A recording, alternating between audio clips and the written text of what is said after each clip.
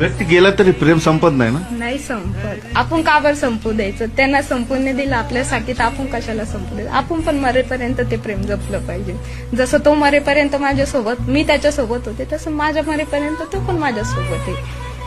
ती कमी तर कोणी पूर्ण नाही करू शकत. तर आपण आपलं प्रेम जागी ठेवलं पाहिजे. नाही आपल्यासाठी आहे तर कोणाचा विचार कशाला करायचा? तो आहे मरेपर्यंत आपल्यासोबत झालं, कशाला कोणाचा विचार? अशी नेहमी भावना होते तो तुझ्यासोबतच आहे. हो मग होते ना. खूप जीव पण तितका लावेल ना, त्याच्यामुळं असं वाटतं नाही आहे आपल्यासोबत, कुठं नाही गेलेलं. ह्या घरात त्यांचं सगळं राहणीमान वगैरे ते तर मग असं वाटतं हाय ते माझ्यासोबत इथं.